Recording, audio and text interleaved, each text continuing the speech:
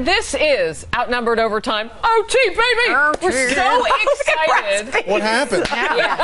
We just went into a different place. We're on the internet. Okay, we eased right into it. It's like, you ever pop a bottle, like the top off a bottle of champagne? That's what happens to Harris Faulkner at exactly 1 p.m. She loves this, Brett. Every day. She loves it. I do, because there are no commercials, fewer rules. I used to say no rules, and then I was asked to stop saying that because there have to be some. Gene Simmons people came would on. just come on and just cuss, So we have an online show every Wednesday after Keep the Panel. We've debated putting a bar in there. We're not really sure, like I say you can keep drink, it classy. but you can't cuss a lot if you drink. Yeah, apparently, is that's what true. I'm being I hear told. Jonah Goldberg gets too rowdy, though. Irish Steve car Hayes. bombs, etc. Steve Hayes. Oh, Steve Hayes. He's in the building today. I know. So Have it to was stop and such frisk. a joy to have you this hour. And I was watching social media as we were on. Can't do that in People New were York loving your anymore. socks. Twitter's lighting up, Brett. So we sent out several pictures. I think you took pictures of Brett's festive socks. Yes. She's Hot working socks. the color wheel Brett today, Bear. is what somebody had tweeted out. That's right. What is the most exciting point of election night for you? What do you get up for? So what's fun is to, first of all, see everybody come in with these votes, the vote totals, after all of this back and forth talking about this election. It's just really cool to see the states actually come in, and millions of people have gone out there and voted. But the most exciting thing as an anchor is that while we're talking, we are getting, in our ear, steering to the next thing. Oh, yeah. Like, we're going to call XYZ. We're going to call this. And sometimes it's really Things fast happen moving. faster. Is it faster than any other night, any other type of story you cover? Oh, yeah. I mean, are you getting more in your ear than on any other occasion? It's like 7 or 8 hours of free-flowing live television, but you're making calls during that. Yeah. Well, it's very exciting up on the 12th floor. My office is on the 12th floor. You see this big conference room that's all geared up. The computers are in there. It's filled with people. The decision desk. The decision desk, the nerd tank. That's what Styrewell called I have been seeing this built for the past couple of weeks. It's all geared up, ready to go. And that, of course, was the landing spot for the famous Megyn Kelly walk in the last presidential election. Yeah. Wouldn't be surprised if you see that again. See that walk Oh. again. Nice. I mean, I'm just saying. Well, it could always happen. She'll be storming down the hallway. Maybe. We could ask What a a moment political that was. question on our live chat, because we have a live chat going Wonderful. too. It says, what did you say about Alex Mooney being a first? You didn't go into detail. Hashtag West Virginia voter. Latino? Yeah, I mean, we were talking about diversity. No, in the first, Republican, I think it was the first Latino Republican in Party. West Virginia. Elected. I think And that so was we were what just was- talking about the diversity and really both the political parties. I wonder why it is Republicans don't get credit, for what they do in terms of Because the media is liberal. That's why. They don't want to tell the story that the Republican Party is actually drafting women and Latina. They love to ignore that. Nothing to see here. Let's elevate somebody like Governor Rick Scott, a white businessman, former CEO, a la Mitt Romney. That's, I think, the storyline. But let's talk about Latinos, because this could be a huge shift if Republicans knew how to capitalize on it. They're leaving the Democratic Party. They're like, the Democrats have not done what they promised on immigration and jobs and education and everything else. And now the GOP, where social conservatives, Latino social conservatives are much more in line. It's a more interesting, I guess, idea for them, but Republicans have not been able to capitalize on it. No, they haven't. And actually, in 2016, Democrats think that the demographics line up for them better, and specifically with Latinos and Hispanics. And you would think that population might fall to Republicans because they fit a number of things. A lot of them are religious, business owners, send back money to families, but it has not lined up that way, and that's one of the issues that Republicans Is have to deal immigration with. key? I mean, do Senate Republicans now have to get on board with a more comprehensive immigration plan in order to capitalize on that? It's key. They have to do something to show that they're reaching out to that community. I wouldn't be surprised if you see, some effort in 2016 to reach out to that community directly, whether it is Jeb Bush or Marco Rubio or Susana Martinez, somehow factoring into that Because I know Jeb Bush likes to habla.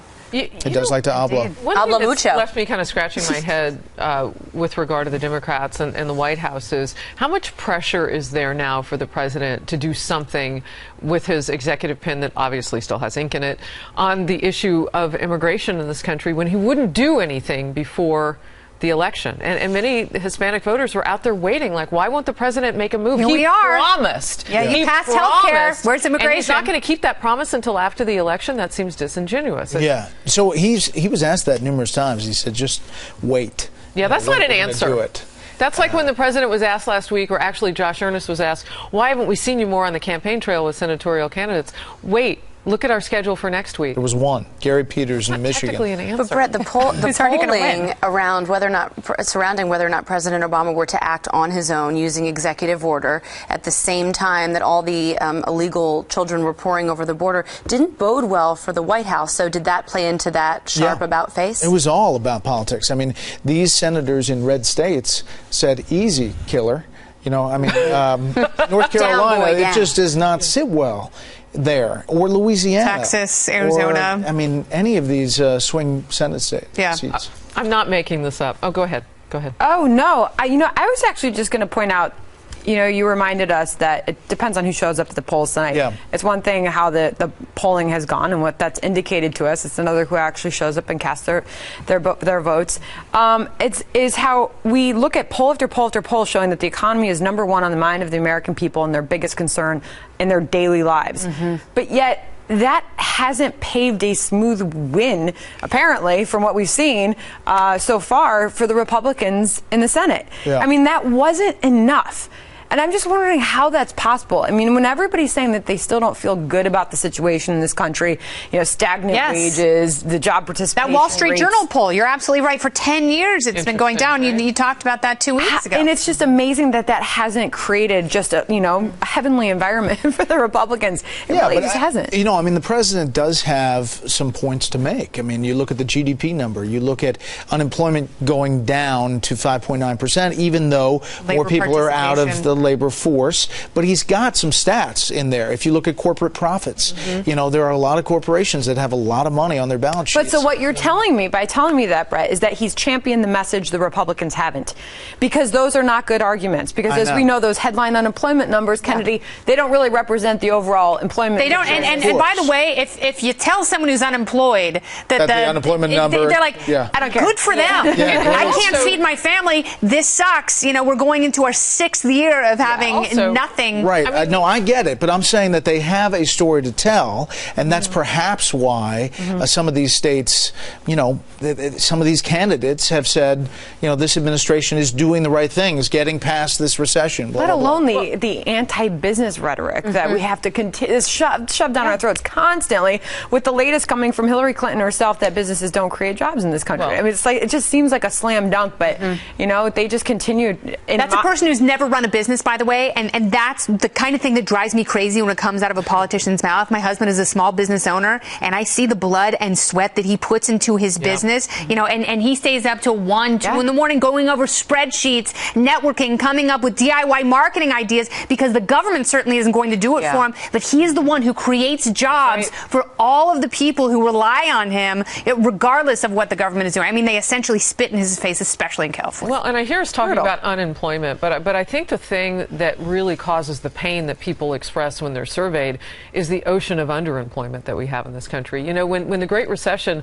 we started to kind of come away from that. People who were able to get jobs, who were blessed enough to get jobs, are working 2 and 3 times the amount of time to try to get back the dollars that they've lost. The income has not been on par with what they lost, even those who've been able to work.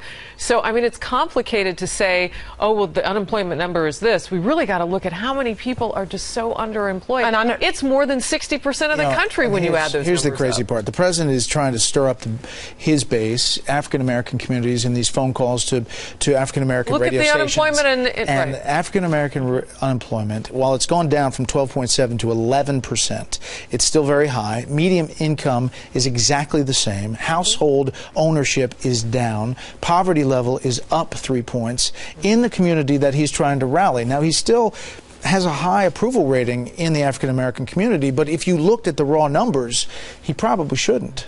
But look at Saturday Night Live parodied Megyn Kelly, your co-host tonight. Oh, not that But then they also were making a joke with some of the Saturday Night Live. How's he doing? With was it a number of black 5 African Americans saying that there's no way that they would ever vote against President Obama. Would that change your vote? Yeah, it was hysterical. No, they were like, should we have voted for Mitt Romney? And then they paused and then just burst into laughter. Can we talk about something other than politics for Yes. just a second? Because I attended, and I don't do this very often, maybe I don't get invited, I don't know, to book signings. And I went, and your lovely wife, Amy, and you together, I mean, I know this has your picture with your son on it, but you guys have been down such a journey. Would you share a little bit of that? The book is Special Heart, and if you don't have it, you need to run out and get it. You can't have my copy because he signed it. I love it. And I even have a little bookmark with your Thank picture. you. It's been a great labor of love. It was 5 weeks on the New York Times list. We made a lot of money for charity. And it's a story about my son who had 3 open heart surgeries and 7 angioplasties. And he's doing great. He is bouncing off the ceiling in 1st grade. He's the tallest kid in his class. And Paul is doing really well. And he can swing a golf club, too, that little one. He's got a good golf swing. So where are you guys now with this, though? Because I know you've got to have a lot of parents who I heard Kennedy ask you questions as a mom wanting The best to know thing about the information. book is going around the country and hearing other people's stories about their situation, or they know somebody who had something similar, and it's really powerful. So I think technology, medicine is going to take us a long way. But when you think about all these surgeons that operate on a heart the size of a walnut and rework arteries the size of angel hair pasta. Wow. It is truly amazing. Your family's beautiful, by the way. Oh, thank you. Your tie is beautiful, too. Will you be keeping that tie for this evening? I am doing Changing a your tie? change. I'm going to keep the socks. Wardrobe change? Oh, you're after my heart now. Yes. Socks stay, tie changes. And suit changes. Suit changes. It's a little Are we going to bluer. go to? I was going to say, are we Is there going anything you into eat a today? charcoal? We got a Twitter question. Is there anything that Brett eats to prepare for this marathon? I'm a big Fish? What fish kind? guy. Yeah. Okay. The fish Salmon. oil feeds the brain. That feeds Exactly. the brain, Brett Baer. Exactly. The omega-3, 6s, and 9s. Well done. That's If you exactly need help right. It's with from your my color mom. wheel, He's got to call get me. out of here. Oh, is something happening again? Oh, yeah. What's coming up later? No, yeah, it's that all election done. Are you thing. changing tonight for the strategy room? That's a great question. TBD. Very good. I can answer that question, but I won't.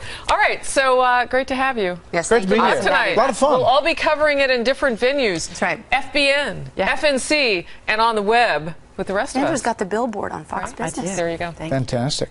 You got a billboard? I'll be working Just like it tonight. Bill Hemmer. Go, girl. Legit. That's outnumbered over time. Have a good one.